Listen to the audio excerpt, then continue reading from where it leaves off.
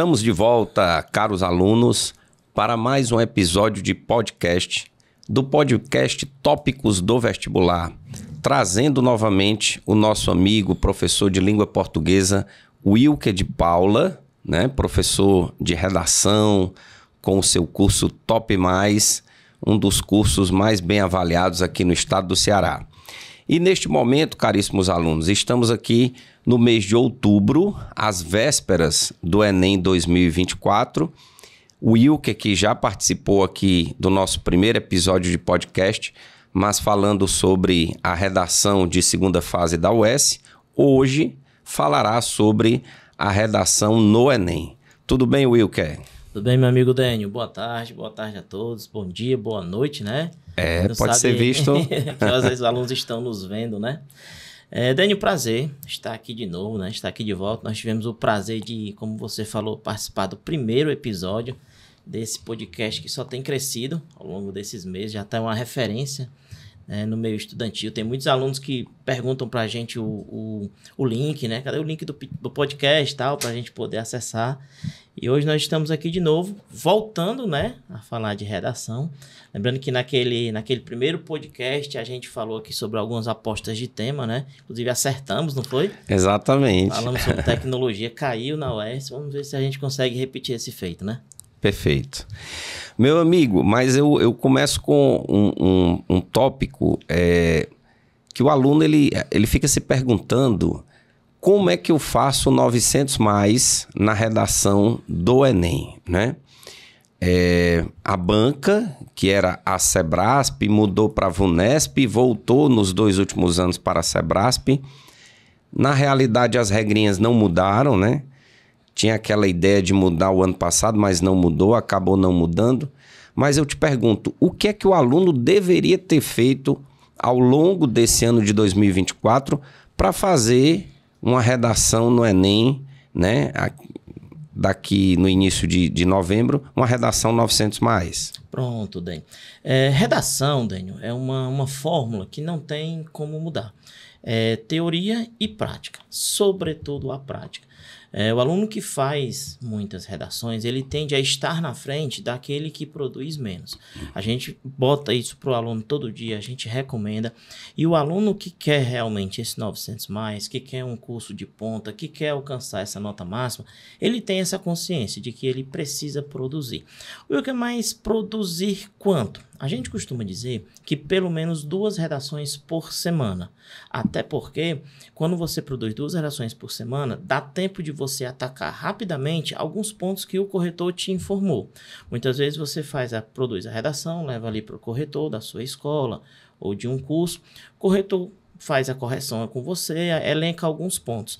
Quando você faz uma redação 2 dias depois, aquele discurso do corretor ainda está muito fresco na sua cabeça. Ao passo que se você só deixar para fazer na semana seguinte, muitas vezes aquelas informações já se perderam e você não consegue botar em prática. Então, por isso que a gente fala que pelo menos 2 redações por semana. Além disso, a gente sabe que a redação não é só uma prova de escrita, é uma prova também de leitura. Então, treinar bastante essa leitura, ler os clássicos, ler os livros mais contemporâneos, revistas, reportagens, até mesmo as próprias redes sociais, desde que sejam usadas de uma forma cautelosa, né, de uma forma correta, são como é que eu posso dizer? São bons instrumentos para que o aluno utilize. Mas a gente costuma dizer que não tem para onde correr. É leitura e produção. Para o aluno que produz mais, numa época dessa ele se sente até mais seguro, porque ele sabe que fez o que tinha que fazer. E ele vai ter, digamos assim, uma base boa justamente para quando chegar a prova, que é agora no início de novembro. Dia 3 de novembro, né? Ele realmente tirar uma boa nota, né? Isso. Mas assim, estamos aqui no mês de outubro, digamos que foram 30 semanas, né? Você falou que a média seria 2 redações por semana. Isso. Então é para ele ter feito mais ou menos umas 60 redações. Só que ele não fez. Estamos aí às vésperas do primeiro dia do Enem. Nesse momento agora, para esse outro tipo de estudante que não fez tantas redações, o que é que ele deveria fazer, Wilker? Pronto, Daniel. Essa pergunta é interessantíssima e é fundamental. Porque às vezes a gente tem muitos alunos nesse nosso período agora, que estão meio desesperados. Pô, vai dar tempo, não vai dar tempo, eu vou conseguir, eu vou desistir. E a gente sabe que essa parte anímica, né, essa parte mental, ela influencia muito no desempenho. Às vezes o aluno nem está tão preparado, mas ele é um aluno mais tranquilo, um aluno que tem segurança no seu potencial e consegue desenvolver bem. E aí o que é que a gente entende? A gente entende que não dá mais para o aluno se desesperar e querer botar em dia tudo aquilo que ele não fez durante o ano. Que a partir de agora eu vou produzir 5 vezes na semana, vou fazer 30 redações até o Enem. Não vai acontecer. Ele vai se cansar, ele vai estressar sua mente e ele vai ficar com aquela sensação de que está faltando alguma coisa. Uhum. Então, o que é que a gente recomenda para esse período? São 2 passos bem distintos. Primeiro, leitura de redações. Se ele já fez muitas redações, é interessante que ele leia as próprias redações. Por quê? Lá em maio eu fiz uma redação sobre mobilidade urbana. Certamente em outubro você não lembra mais o que você colocou naquela redação. Mas ali tem bons argumentos, tem repertórios que ele conseguiu colocar naquela redação e ele fez de bom grado àquela época. Ele não lembra hoje. Então, por que ele vai ler? Para que ele possa rememorar aquilo que ele usou naquela redação lá do começo do ano. E aí, Dani, como é que a gente orienta o aluno a fazer isso? Começar das redações mais antigas até as redações mais recentes. Esse processo também é bom, eu costumo dizer para os meus alunos, uma questão de confiança. A gente costuma muito trabalhar essa questão da confiança no aluno. Porque quando você pega uma redação que você fez lá no começo do ano e compara com uma redação de hoje, certamente a de hoje vai estar melhor. Da evolução do processo. Então, tem até aquela coisa de você olhar e dizer assim, pô, tá aqui as 2 redações e eu melhorei. Então, essa sensação de que você melhorou ao longo do processo vai trazer uma segurança muito importante para a prova. Então, a gente costuma orientar os alunos a ler as próprias redações. Wilker, mas eu não tenho tantas redações assim. Nós temos na internet um material vasto de redações a serem analisadas. A própria cartilha do participante, que foi lançada agora no finalzinho do mês pelo INEP, é uma ótima ferramenta para isso. Lá tem alguns textos, nota 1000, que foram selecionados pelo INEP. Esses textos têm estrutura, repertório, articuladores, tudo aquilo que é importante ser colocado na redação e que o INEP considera o INEP avalia como sendo ideal para que você possa usufruir na sua redação. Então, esse é o primeiro ponto, leitura de redações. Mas tem também um outro ponto que eu costumo orientar muitos meus alunos, que é a questão dos post-its. Como assim os post-its? Não vai ter como você fazer redações sobre todos os temas. Certamente ficou faltando um ou outro tema que você não conseguiu produzir. Em não sendo possível produzir essa redação, você pode estudar para essa redação. Eu tenho um tema de saúde nutricional. Eu não fiz nenhuma redação sobre saúde nutricional, mas eu acho que pode ser um bom tema. O que é que eu faço? Eu pego um post-it, coloco o tema, saúde nutricional, listo ali 2, 3 argumentos, 2, 3 repertórios, alguma ação de proposta de intervenção. Faço esse estudo, coloco na parede. Ou coloco no quadro, tem gente que coloca na porta do guarda-roupa cheio de post-its. E aí você vai fazer isso com diversos temas que você não conseguiu produzir ao longo do ano. Toda vez que você for pregar um novo tema, você dá uma olhadinha nos temas que você já pregou. E isso vai fazer com que você tenha um portfólio muito grande de argumentos, de repertórios e dividido por temas. Tem gente que faz até divisão por eixo temático. Esse eixo aqui saúde, esse eixo meio ambiente. E aí, Dan, é uma saída, né? Uma possibilidade para aquele aluno que não conseguiu produzir tanto como deveria. Gente, olhem essas 2 dicas que o Wilker deu nesse instante. Primeiro, ler redações, as suas próprias redações ou redações 900+, redações 1000 que o próprio INEP selecionou, né? E também fazer os post-its, né?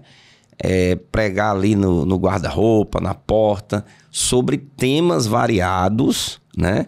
Porque aí você vai ter condições de argumentar bem caso caia um tema semelhante lá na prova da redação, né? Exato. Que massa, Wilker, muito bom. São estratégias, né, Dani, para essa reta final. Exatamente. Wilker, eu estava dando uma olhada no YouTube, na internet de uma forma geral, com outros professores de redação, E teve uma professora que me chamou a atenção, ela falou o seguinte, que a tua proposta de intervenção, ao fazer a redação, ela tem que estar bem ligada, bem linkada com os argumentos, né? Então, vamos supor que nós temos alguns argumentos lá, e se esses argumentos não estiverem de acordo com a proposta de intervenção, não vai dar legal. É isso mesmo? Isso, exatamente. A gente tem, Dênio, a gente costuma muito seccionar o texto, né? A gente, o texto é feito de 4 parágrafos, de 5 competências, de 3 partes, introdução, desenvolvimento, mas na verdade o texto ele é um todo. Ele pode ter divisões pedagógicas, por exemplo, parágrafos e tal, para ficar mais fácil o nosso entendimento. Mas o texto é um todo. Não tem como eu estar na introdução sem pensar o que eu vou fazer na conclusão. É um erro muito grande, a gente considera um erro, o aluno que faz a redação de forma seccionada. Eu vou fazer hoje aqui a introdução. Amanhã eu continuo. Ele perde totalmente essa linha de raciocínio, né? Então, é exatamente esse link tem que haver de parte a parte. Quando você está fazendo a introdução, você, ao propor as teses, o seu argumento, você está fazendo nada mais, nada menos do que informando ao corretor o que virá no seu desenvolvimento. Então, se você usa como uma tese a lacuna educacional, você está dizendo para o corretor que mais à frente no desenvolvimento você vai desenvolver essa ideia. Então é um link para você voltar a retomar mais à frente. E quando você chega ao desenvolvimento, que você desenvolve essas teses, problematiza sobre, trabalha de forma aprofundada, você está dando uma motivação, você está dando corda para que esse problema seja solucionado, seja intervencionado. E então a proposta de intervenção, e aí também é uma coisa que os alunos podem errar, a proposta de intervenção ela não deve ser feita para o tema, e sim para o texto. Às vezes a gente pega assim, mobilidade urbana no Brasil, uma solução para a mobilidade urbana, construir ruas mais acessíveis. Beleza, isso é uma proposta interessante. Mas será que eu falei disso no meu texto? Então, por mais que seja uma proposta interessante, uma proposta execuível, se eu não tiver abordado isso no meu texto, essa proposta vai ficar vaga. Ela não vai conectar com o meu texto. Então, quando o corretor vai avaliar a proposta de intervenção, lógico, ele analisa se tem os 5 elementos, né? Se tem o agente, a ação, o meio, o detalhamento e a finalidade, mas ele analisa também o link que isso traz para o texto. Será que esse meu desenvolvimento fomentou essa proposta de intervenção? E aí, o que é que acontece muitas vezes, Dani? O aluno, essa coisa de ter modelos de texto, que eu acho até positivo, não acho negativo, mas o aluno fica tão preso a esses modelos que já vai para a redação com uma proposta de intervenção meio pronta, aquela intervenção coringa. E às vezes a intervenção é linda, maravilhosa, toda bem estruturada, mas ele não se preocupa tanto com o desenvolvimento. E o desenvolvimento não dá ferramentas para que essa proposta de intervenção esteja tão bem elaborada. Exatamente. Então, muitas vezes ele perde ponto na proposta de intervenção porque o desenvolvimento não deu essas ferramentas necessárias. O desenvolvimento tem que levantar a bola para que a proposta de intervenção chute e faça o gol. E faça o gol. Perfeito, perfeito, perfeito. Eu também havia lido que alguns conectivos, né? Você tem que fazer uma conexão legal entre os parágrafos, né? Utilizar alguns termos. Além disso, também, né? E fazer a conexão entre os parágrafos, para que, digamos assim, a redação não fique uma colcha de retalhos, né? Não fique assim uma coisa bem dividida, mas que não tem essa conexão, não é isso? Fique truncada, né? Truncada, exatamente. É isso mesmo. A gente usa, Dani, para fazer essa conexão, a gente pode utilizar conectivos, articuladores ou até operadores argumentativos. Vamos lá. O que são conectivos? São aquelas conjunções que a gente usa mais no meio de texto, mas, um pois, um porém, que a gente usa ele para fazer aquela conexão mais intraparagrafal. E aí nós temos os articuladores, que são aqueles elementos que ligam períodos, onde eu boto um ponto. Para começar um outro período, eu tenho que colocar um articulador e também para iniciar parágrafos. E aí, o que é que o INEP fala? O INEP fala em operadores argumentativos. O seu texto tem que ter pelo menos uns 2 operadores argumentativos. E o que é isso? O operador argumentativo é aquele elemento que vai fazer o link entre o que eu já disse e o que eu ainda vou dizer. E aí eu vou citar exemplos. Muitas vezes, quando está iniciando o desenvolvimento, no primeiro parágrafo de desenvolvimento, o aluno costuma usar o primeiramente. Primeiramente é válido ressaltar e tal, e tal. O que é esse primeiramente? É um conectivo? É. É um operador argumentativo? Não. Porque o primeiramente, ele dá a noção do que ainda vai vir. Primeiramente, eu vou falar sobre isso, mas ele não linka com o que eu disse antes. É diferente de eu usar um nesse contexto. Porque quando eu uso nesse contexto, eu estou pegando o contexto anterior da introdução que eu acabei de montar para poder, a partir de agora, aprofundar. Então, nesse contexto, linka as duas partes. O primeiramente não. O primeiramente só joga para o que eu vou dizer à frente. Então, o INEP prefere que você pede, né, que você use pelo menos 2 operadores argumentativos. Aí, outra dúvida também em relação à correção. O que é no primeiro desenvolvimento? Eu usei primeiramente. Você acabou de dizer que não é um operador argumentativo. Eu já perdi ponto? Não. Porque você ainda tem o segundo desenvolvimento para você usar o seu operador argumentativo. Então, se por um acaso no D1, no primeiro desenvolvimento, você não usar o operador argumentativo, mas usar no D2 e na conclusão, você não vai ser penalizado. Então, é um erro também pensar de que a gente tem que usar operadores argumentativos em todos os parágrafos. Basta 2 na redação para que a redação seja pontuada forma máxima na competência 4. Aí, só para complementar, eu falei do primeiramente. Os teus alunos usam muito o termo, não sei se você já viu, segundamente, para usar no segundo desenvolvimento. O segundo, e o aluno pergunta, o segundamente é errado? Não, segundamente é correto. E ao contrário do que a gente pensa, o segundamente funciona como operador argumentativo. Por quê? Porque se eu estou usando segundamente, é porque eu já usei primeiramente. Então, eu estou linkando as duas partes. Então, o segundamente funciona como operador argumentativo, ao contrário do primeiramente, que só joga para o que vem depois. Posteriormente também. Ou posteriormente, da mesma forma. Seria também um operador argumentativo. Exatamente. De outra forma, sob outro viés. Show de bola. Wilker, normalmente o INEP ele faz um treinamento com os corretores, né? E o que eu vejo dentro da disciplina de língua portuguesa é que os professores reclamam bastante de que esse treinamento é muito próximo à prova, né? Normalmente nos meses de setembro e outubro. E quando há mudança, aí fica aquela celeuma, aquele problema todo, né? Outra coisa é que o INEP, ao mudar a banca, a gente imagina que mude também as regrinhas, só que, como eu havia falado anteriormente, não mudaram essas regras. Na tua opinião, o que é que de melhora, o que é que o INEP poderia fazer para melhorar essa conversa com os professores que são corretores no Brasil inteiro? Pronto, Dani. Também fundamental esse ponto, cara.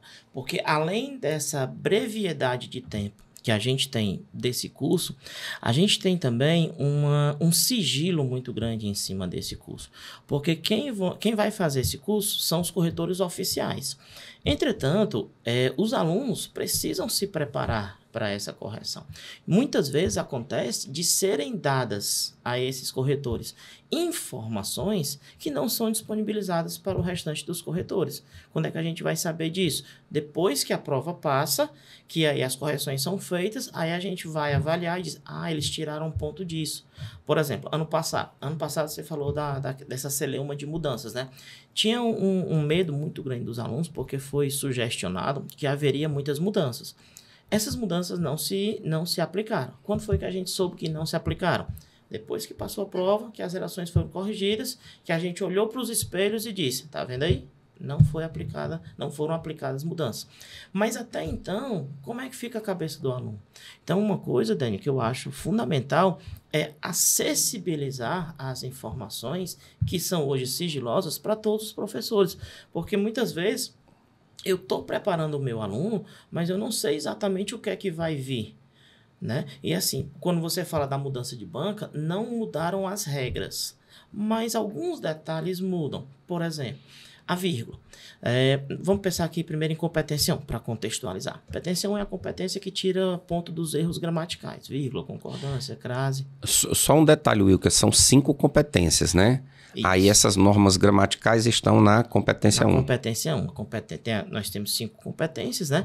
A competência 1 é responsável pelo aspecto gramatical.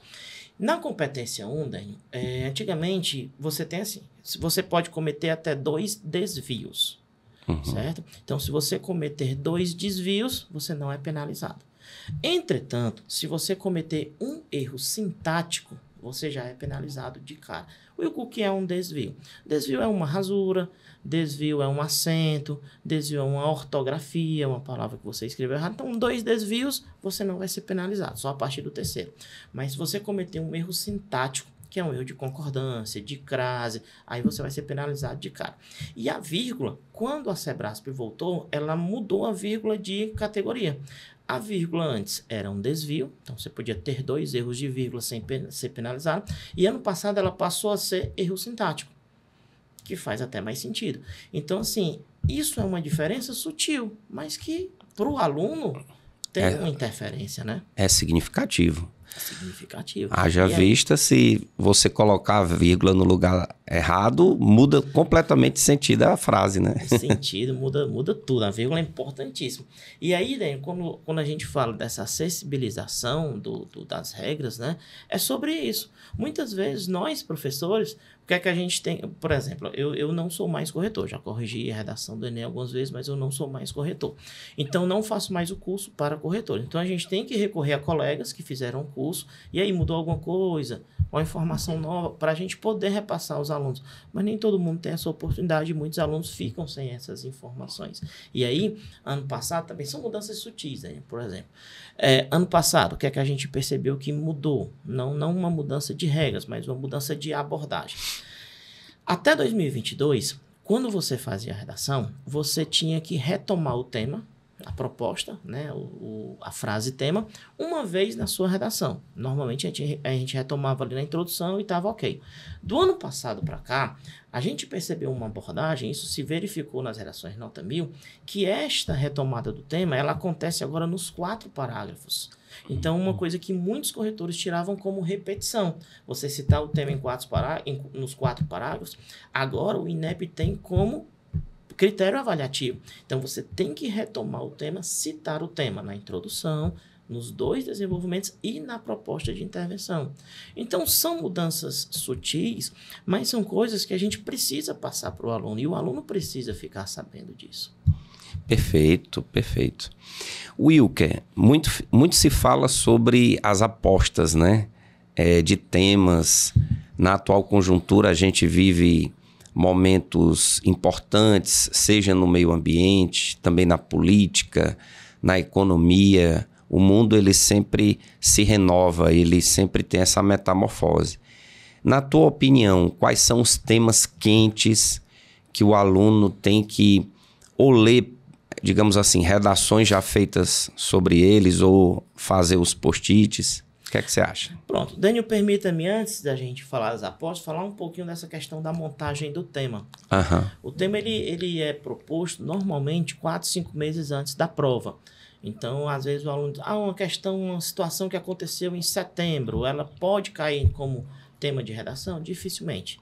Só se eles perceberem que é algo muito importante e substituírem a proposta já feita.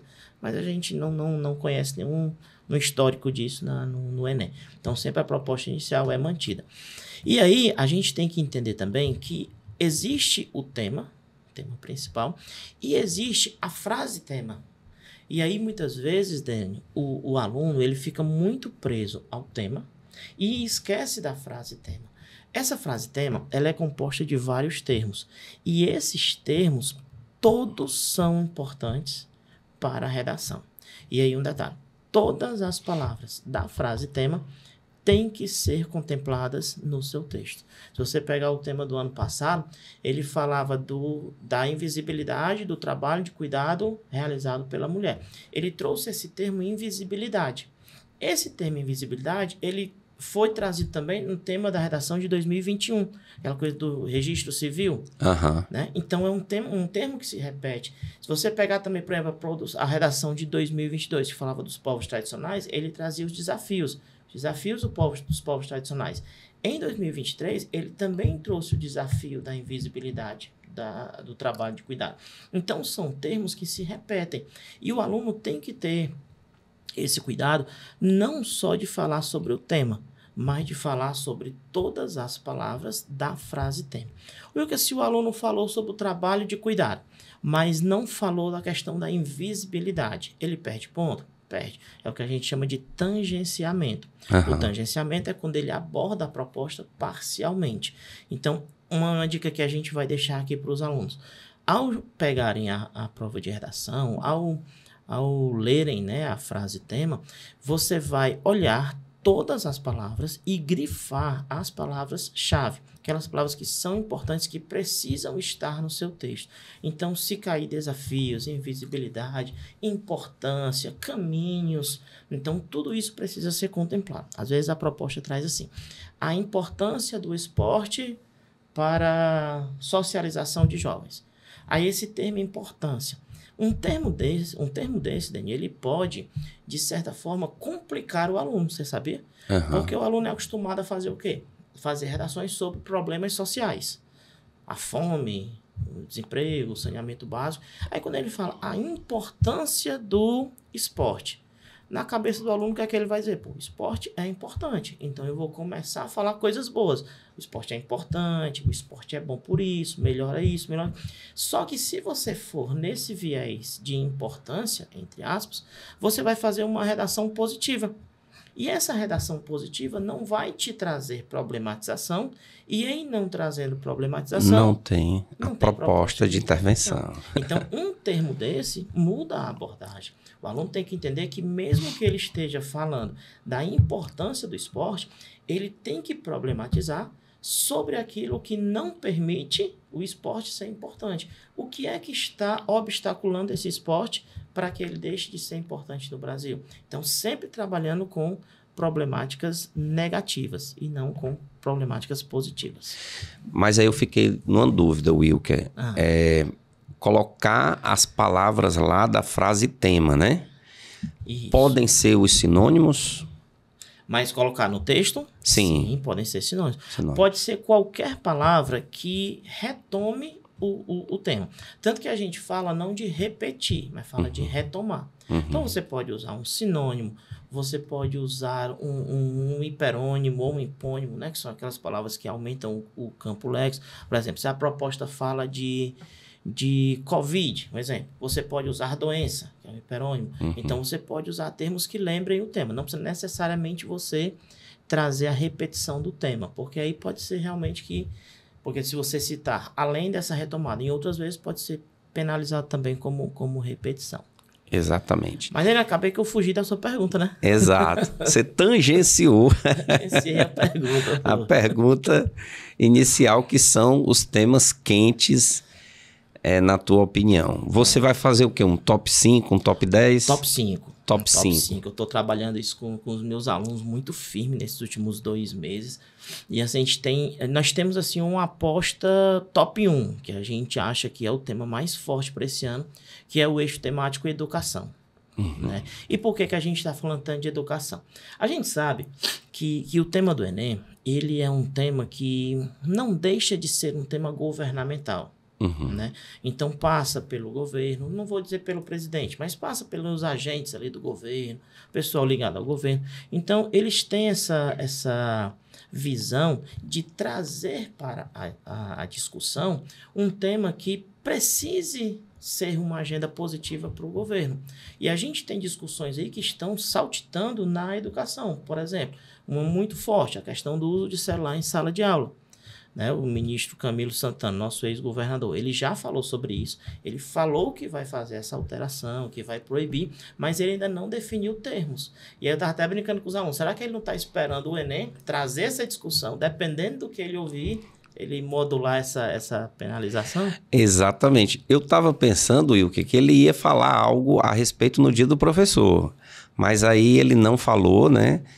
E já pensou se aparece aí algumas redações nota 1000 falando sobre isso? Então esse tema é quentíssimo. Quentíssimo. Porque o tema, Dênio, quando ele é jogado na redação do Enem, ele não é debatido apenas pelos alunos. Os professores falam do tema, os pais, os familiares abordam o tema.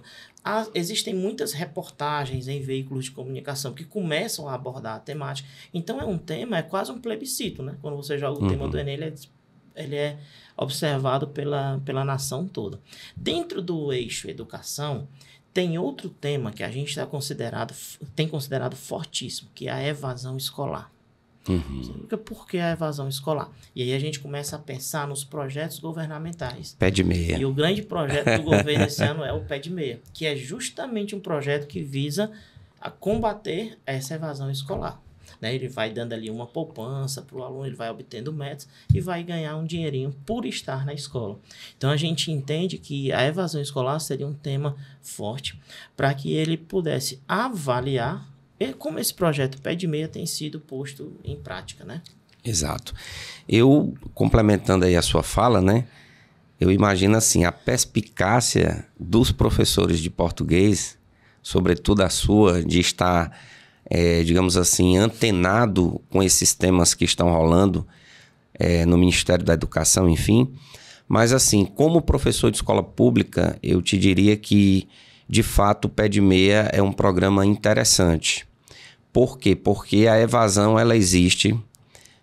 O aluno, digamos assim, qual o atrativo que a escola tem em relação ao aluno. O aluno muitas vezes utiliza o seu tempo em busca do primeiro emprego, né, de ajudar a família e tal. Então a escola está muito preocupada com isso. O governo também, eu até te diria, não sei se está no teu top 5 aí, mas a questão da escola de tempo integral, né, eu acho que também é um tema quente, porque aqui no Ceará, por exemplo, a ideia é que todas as escolas, ou que a maioria, né, sejam de tempo integral. E são, né? Já são de tempo integral. E essa proposta eu creio que vai para o Brasil inteiro. Então, também seria uma ideia importante pensar nessa escola de tempo integral. Mas assim, só complementando o raciocínio, voltando aqui para o projeto Pé de Meia, é um projeto importante, mas o governo ele tem que também ter outros balizadores, outros, digamos assim, outras ideias para poder complementar o projeto, não apenas a questão da presença. Não adianta eu ter a presença do aluno na escola se o aluno ele não está produzindo o ideal, né? Mas assim, é um projeto fantástico que, sem dúvida nenhuma, vai diminuir algumas questões, né, e melhorar a qualidade da educação, né? E é nessa perspectiva, né, Dani, que a gente fala, porque é um projeto novo, a gente não sabe ainda até onde o Pé de Meia vai, né? Então, talvez seja uma forma de acelerar essa discussão. Porque talvez quando é que a gente vai falar de resultados do Pé de Meia? Daqui a 2, 3 anos, quando ele se estabelecer. Então, trazer essa discussão talvez antecipe, né, esse debate nacional sobre o Pé de Meia. Muito massa. Saindo um pouquinho da educação, a gente tem outro eixo que a gente considera também muito forte, que é o eixo meio ambiente, né? Esse ano foi um ano extremamente forte, né, nessa questão do meio ambiente. Começou lá com aqueles desastres no Rio Grande do Sul, né, no Rio de Janeiro. As inundações, desde as queimadas agora mais recente. Entretanto, Dani, a gente não considera viável uma proposta diretamente sobre desastres. Por quê? Porque a gente pensa muito em quem passou por esses desastres. Então, você imagine o gatilho que seria um aluno ir fazer a prova do Enem, abrir a proposta e ter que redigir uma redação sobre desastres ambientais, sendo que ele passou por aquilo de alguma forma, né? Então, a gente não acha que seja uma proposta diretamente sobre impactos. Mas, por exemplo, pode ser uma proposta em que fale sobre a ação antrópica, né? A ação, como o homem influencia nesse meio ambiente, talvez uma coisa sobre lixo, descarte de lixo, lixo comum, lixo eletrônico. Então, aí pode até puxar um pouquinho da PNRS, né, Política Nacional de Resíduos Sólidos. Então, a gente acha que esse meio ambiente ele é um tema forte, mas não sei se diretamente essa questão dos desastres. Lógico que a gente não pode descartar nada, mas eu vejo mais uma temática transversal aí sobre o meio ambiente. Massa. Eu posso complementar um pouco, porque... Por favor. Porque faz parte aí da ecologia, os problemas ambientais. Inclusive, é um tema, Wilker, que pode cair não apenas na redação do Enem, como na prova de Ciências da Natureza e de Ciências Humanas.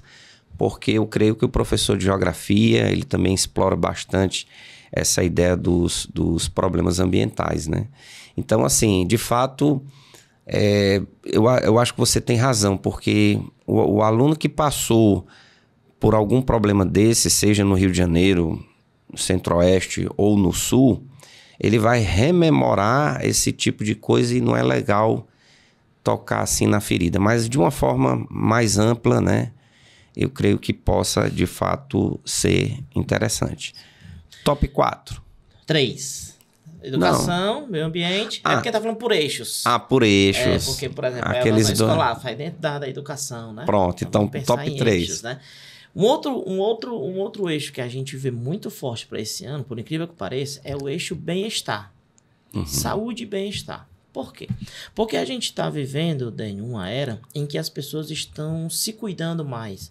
As pessoas estão olhando mais para si, estão olhando mais para o seu corpo, para a sua saúde.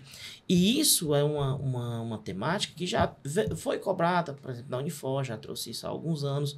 E seria uma temática muito interessante. A gente pode passar aí questão da saúde nutricional, da medicina preventiva. Então, tem muita coisa para se cobrar dentro disso. Ao passo que a gente pode falar um pouquinho sobre, por exemplo, padronização corporal, a influência da internet, a influência das mídias sociais. Academia. A academia, os próprios influencers, né? Essas dietas que são muitas vezes boas, mas muitas vezes são exageradas. Então, eu acho que é um campo muito forte para esse ano. E a gente está destacando como o nosso top 3, questão de saúde e bem-estar. Que também é da sua área, né? Da minha área, exatamente.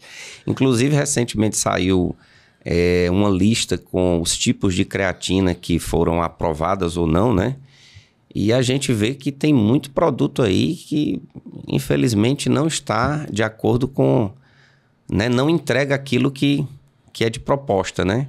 Então, foram poucas as empresas que foram aprovadas, por exemplo, com a creatina. Agora, eu não sei você, mas eu sou turista de academia. Eu também. Eu vou uma vez perdida. Isaac, vai, Isaac? Uma vez perdida. Uma vez perdida também. Somos turistas. Então, assim... nós não temos lugar de fala, né? Mas eu vejo, Wilker, que mudou muito, né? Quem é que falava sobre colesterol bom, colesterol ruim? Quem é que falava sobre a importância do café da manhã no nosso tempo de criança ou adolescente? Poucas pessoas falavam. E, inclusive, de uns tempos para cá, surgiu uma especialidade nova. Porque quem faz o curso de nutrição é nutricionista, né? A especialidade de nutrólogo dentro da medicina não existia, né? O curso de nutrição surgiu antes da especialidade de nutrologia dentro da medicina. Então, hoje, o indivíduo que está acima do peso, que tem alguns problemas de saúde, ele tem a consulta com o nutricionista, com o educador físico, com o nutrólogo, com o endocrinologista, enfim. Ele tem uma equipe, né? Ele tem uma variedade grande de profissionais que podem ajudá-lo, não é verdade? E assim, Dênio, é uma coisa que veio para ficar.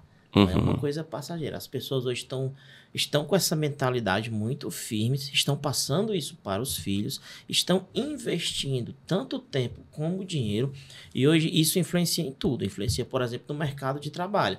Muita gente hoje está saindo desse trabalho mais formal, né, indo para o empreendedorismo, para alguma coisa do tipo, para poder ter tempo de cuidar de si. Né? Porque você sabe que a nossa carga horária é muito alta. Às vezes a gente diz, não tenho tempo para isso, não tenho tempo. Então as pessoas estão privilegiando cuidar de si em detrimento desses salários altíssimos, dessa CLT, né? Desse emprego mais formal. Verdade. Top 2. Top 4 agora. Top 4. Top 4. Exato. A gente tá... Aí o top 4, top 4 e o 5, a gente vai falar um pouco junto, porque assim, não são grandes apostas para este ano. são temas que já vêm há alguns anos, a gente tem essa expectativa, e de que eles podem ser sempre fortes. Um deles é o que a gente comentou no meio do ano, né, que caiu na UES, que foi o eixo tecnologia. E a tecnologia, Daniel, não tem como a gente fugir, né? Tá sempre forte, tá sempre ali presente, e cada vez mais ela está tomando conta das nossas vidas. Então a gente pode aliar essa tecnologia, por exemplo, com a educação, uso do celular em sala de aula. A gente pode trazer tecnologia com o bem-estar, a questão da padronização por meio das redes sociais. Então a tecnologia ela tem sido muito um eixo muito forte, e a gente acha que pode sim cair alguma coisa relacionada à tecnologia. E o outro eixo, o top 5, né, também é nessa pegada de propostas que a gente sabe que são bandeiras do governo, e que podem sim ser discutidas, porque é uma discussão muito válida, que é em relação às minorias, né, as minorias sociais. E aí a gente sabe que ano passado falou-se sobre a mulher, né, que é a minoria social, mas a gente sabe que existem outras lutas também em decorrência. E aí eu gostaria de chamar a atenção para um tema, até que eu trabalhei para os meus alunos esse ano, que é a questão da gratuidade da retificação do nome social. Porque a gente sabe que essa coisa do nome social já é um direito adquirido, mas ainda é muito caro. Eu estava vendo, Daniel, mais de R$400 para você retificar o nome. No cartório. No cartório. Então, não é todo mundo que tem essa condição, tem pessoas de baixa renda. Então, a gratuidade desse serviço seria mais uma conquista importante para que a gente pudesse alavancar essa questão, né, na sociedade. Fora isso, a gente vai ter aí a gordofobia, que aí linka também com a questão do bem-estar. A gente tem a questão do capacitismo, né, com o mercado de trabalho, principalmente. Então, eu acho que esses dois últimos eixos, o top 4, o top 5, tecnologia e minorias, são eixos que a gente está acostumado a falar, que a gente sempre vê nos vestibulares, mas a gente não pode excluir de nenhuma forma, porque são muito presentes na nossa sociedade, no nosso dia a dia. O etarismo também, Wilker? O etarismo também. A questão do envelhecimento da população, né? Exatamente. Muito bom. E aí pode até linkar também com a questão da educação, a questão da alfabetização de idosos, alfabetização tardia, né? Muitas circunstâncias para a gente tratar. Um tema que eu não sei se seria viável, mas eu estava pensando aqui, as instituições internacionais, sobretudo nos Estados Unidos, NASA e por aí vai, fala-se muito sobre a possibilidade, Wilker, de vida fora do nosso planeta, né? A gente viu agora recentemente que um foguete foi para um satélite lá de Júpiter. Ele já tem uma noção muito grande desse satélite, que ele é muito frio, mas que existe uma possibilidade de água nas partes inferiores, né? E eu estava pensando aqui sobre essa colonização, essa possível colonização extraterra, ou seja, fora da Terra, né? Você acha que é muita viagem minha ou é possível? Daniel, assim, não é muito a cara do Enem esse tipo de tema. Esse tema é mais a cara, por exemplo, da Unicamp, da FUVEST, porque são temas mais, como é que eu posso dizer, mais pro lado científico, né? Sai um pouco do social. Não são muito a cara do Enem. Por que não é muito a cara do Enem? Porque o Enem, eles trazem muita questão da democratização. E esse tema, apesar de ser pertinente, ele não é acessível a todos, você concorda? Tem muita gente que ainda não tem acesso a essas informações, então não é muito a cara do Enem. O Enem não costuma cobrar esses temas. Mas, é como eu disse, não dá pra gente descartar completamente, nada, né? O Enem, quando ele quer brincar, ele brinca, né? Meu querido, eu havia anotado aqui algumas situações do que não pode fazer na redação do Enem, né?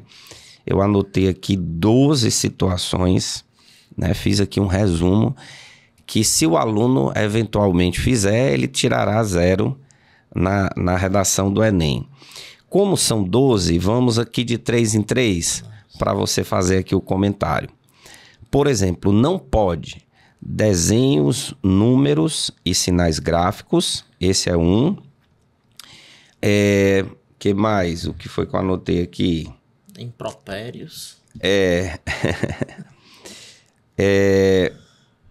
Anulação proposital, né? Tem aluno que vai fazer a anulação proposital da própria redação, recusa explícita de fazer a redação, colocar, sei lá, um xão lá na prova.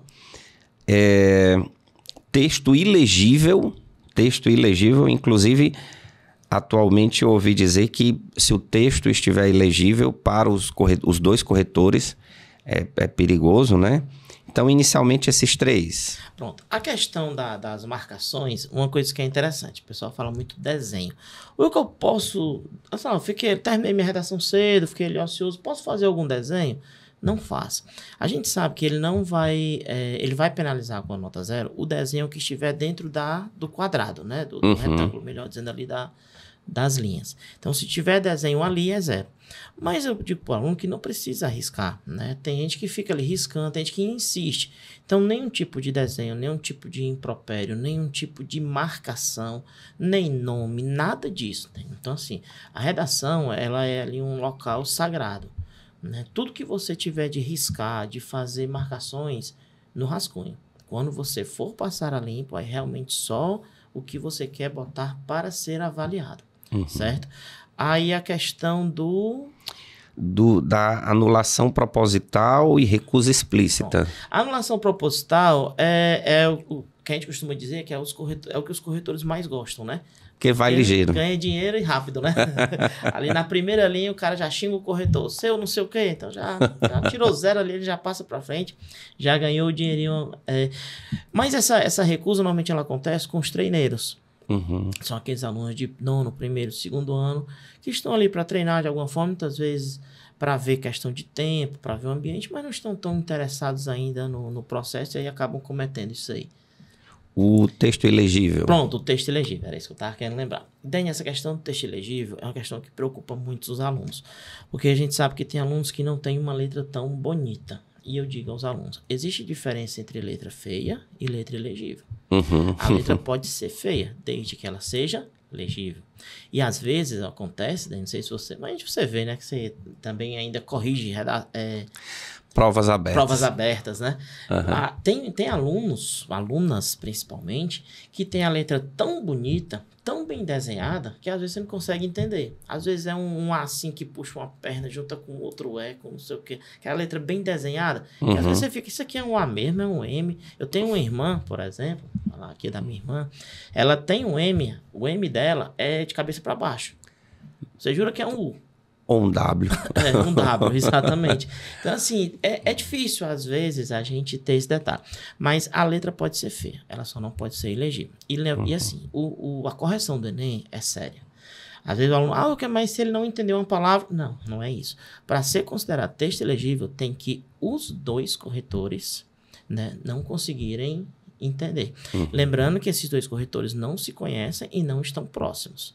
Porque podia, por exemplo, estamos nós dois que corrigimos a redação, eu disse assim, ei, Dani, vamos zerar essa redação? Vamos. Não é assim que funciona. Eu estou num estado, você às vezes está no outro, corrigindo a mesma redação. Então, tem que os dois relatarem que a redação é ilegível. É muito pouco provável que isso aconteça. Realmente só em casos extremos. Outras situações aqui, Wilker. Obviamente, fuga do tema, né? Fuga do tema. E aí, fuga do tema, a gente falou mais cedo do tangenciamento, né? Não confundir tangenciamento com fuga ao tema. O tangenciamento é quando você aborda o tema parcialmente. A fuga do tema é quando você não fala nada. Por exemplo, vamos supor que o tema da redação seja o uso do celular em sala de aula. Mas se você falar sobre avanços tecnológicos, só em você falar de tecnologia já não é considerado fuga ao tema. Para ser fuga ao tema, tem que ser fuga ao tema total. Mesmo. Total. Outra coisa é cópia da prova, tipo, ou dos textos motivadores ou da prova de ciências humanas e de linguagens e códigos. Também é uma situação que pode zerar, né? Permita-me só falar um pouquinho, Dani, sobre isso, a questão dos textos motivadores. A gente sabe que a prova do Enem é uma prova de leitura e que os alunos têm que ler os textos motivadores. Tem aluno, com medo disso, não lê os textos motivadores. Não vou ler os textos motivadores, não, porque eu vou me influenciar e ao fazer a redação, vou fazer parecida com o texto motivador e o corretor vai imaginar que eu copiei. Só que aí ele corre o mesmo risco, Porque se ele não lê, ele não sabe o que está lá. Então, pode ser que na redação dele ele coloque alguma coisa que esteja no texto motivador e, obviamente, o corretor vai pensar que ele copiou. Mas, assim, é fundamental a leitura dos textos motivadores. Nos últimos anos, a gente tem tido temas que você só consegue direcionar a redação se você tiver lido bem os textos motivadores. Vou dar o exemplo do texto de 2022, que ele falava dos povos tradicionais, que quando ele fala dos povos tradicionais, a gente sabe o que são. Estava lá na prova, né, listando os 23 povos tradicionais. Mas se você olhar, 2 dos textos motivadores falavam sobre meio ambiente. Então, isso deixa muito claro para o aluno que um dos argumentos a serem utilizados tinha que estar ligado ao meio ambiente. Então, os textos motivadores, eles servem para isso, para te dar o norte da argumentação. O que eu não posso trazer nada do texto motivador para a redação? Pode. Você pode pegar a informação que está no texto motivador, trazer para a redação com suas palavras e dentro de um argumento seu. O que é que você não pode? Transcrever.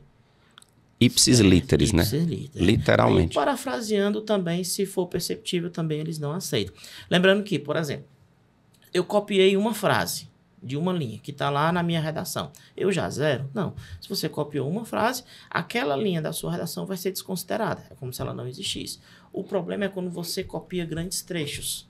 Por exemplo, se sua redação tiver 25 linhas e você copiar 20 linhas dos textos motivadores, você só fez 5. Só tem 5 autorais. E como mínimo são 8, né? A partir de 8 para até aí, né? Menos 7 linhas, né? Ele aí vai tirar como redação 0. Wilker, uma redação curta de 8 linhas, 9 linhas, você obviamente não recomenda ao aluno, né? Porque não tem espaço para ele fazer os argumentos e também solucionar, né? Não dá tempo, né, Daniel? A gente vê, cara, e assim, a gente baliza muito os nossos estudos pelas redações nota 1000. E a gente vê que as redações que tiram nota 1000, ou 900 mais mesmo, elas passam de 27 linhas. Porque é quando vai dar tempo você argumentar, você colocar seus repertórios, contextualizar seus repertórios, solucionar o que você quer, amenizar, trazer uma introdução. Então tem que ser um texto maior. Um texto de 8, 9 linhas é um texto ali para constar. Mas a gente sabe que vai ter uma pontuação bastante baixa. Exatamente. A gente já havia falado nos impropérios, nas ofensas e zombarias. Texto predominantemente em língua estrangeira, obviamente zera, mas os estrangeirismos não é legal colocar. A gente pede que o aluno evite de todas as formas, mas caso ele precise usar, seja realmente o último recurso, que ele utilize entre aspas. E aí, assim, não confundir com esses termos que a gente já utiliza, por exemplo, internet.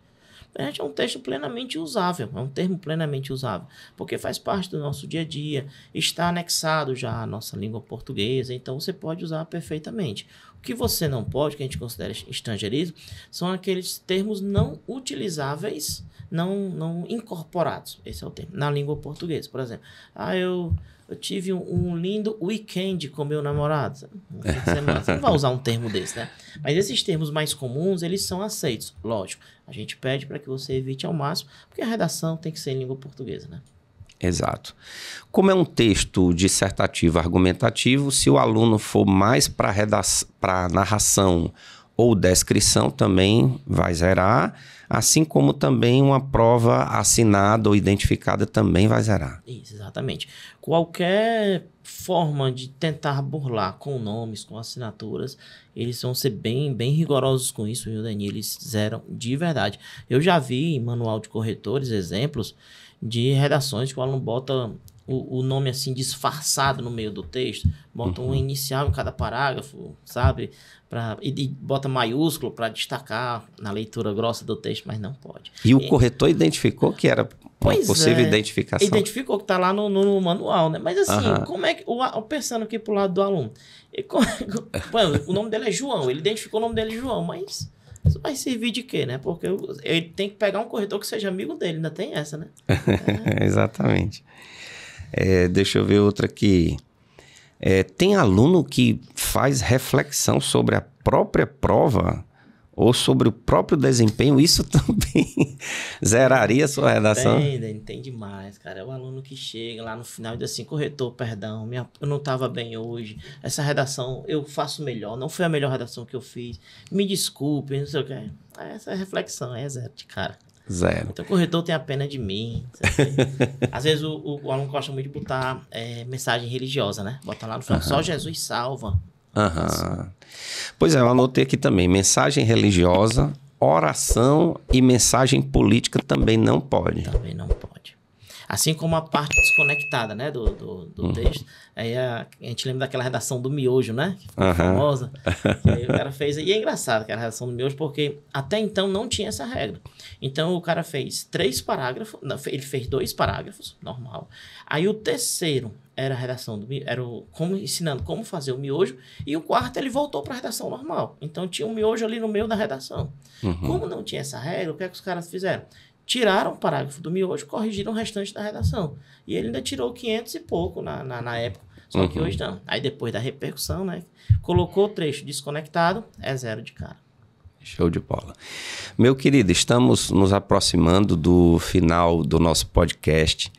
É um podcast com muitas informações. Eu estou aqui maravilhado com a sua presença, com a sua experiência, Wilker, diante dessa disciplina que é importante, a produção textual. E eu queria saber de você, assim, uma última dica e logo em seguida a sua mensagem final para os estudantes que estão aí se preparando para o Enem. Obrigado, meu amigo Dani. Passou rápido, né? Rápido demais. Dani, tem 2 coisas que eu quero pedir para o aluno nessa reta final. Primeiro, a questão da organização textual.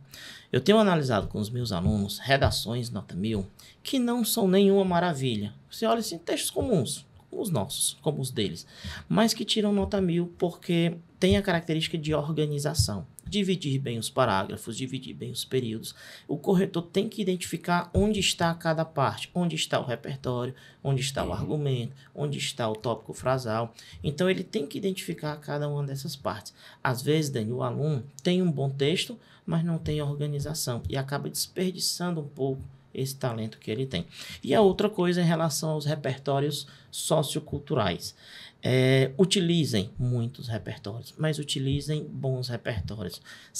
Saiam daqueles repertórios mais batidos, aqueles filósofos já muito utilizados. Não que você não os possa utilizar, mas a nossa preferência é para que o repertório seja pertinente. Né? A cartilha do participante que saiu agora, ele toca pelo menos 5 vezes nesse tema, na pertinência do repertório. E o que é um repertório pertinente? É aquele que está linkado diretamente com o tema ou com a argumentação.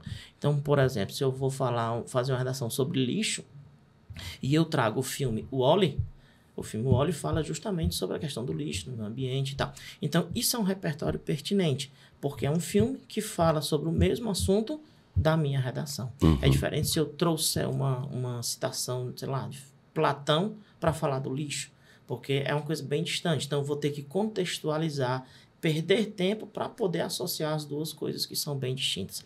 Então, galera, prestem atenção nesse repertório pertinente. Né? O INEP diz que o repertório tem que ser produtivo, pertinente e legitimado. Né? Produtivo, ele tem que produzir algo de bom, ele tem que ser confirmado pelo que ele está dizendo e tem que ser pertinente ao tema. E aí, meu amigo, a partir dessas 2 dicas a gente se despede. Agradecer mais uma vez um convite, é um prazer estar aqui, fazer parte desse projeto. Sempre que você precisar, estamos à disposição. E desejar já de antemão uma ótima prova para os nossos alunos, que eles possam estar calmos, que eles possam colocar em prática tudo aquilo que eles fizerem, tudo aquilo para que eles se prepararam. Fiquem com Deus e uma ótima prova a todos. Eu é que agradeço, Wilker, a sua participação. Agradeço também a audiência dos nossos caríssimos alunos. Este foi o nosso 9º podcast, o nosso 9º episódio, com o professor Wilker de Paula falando sobre a redação do Enem. Um forte abraço, até a próxima.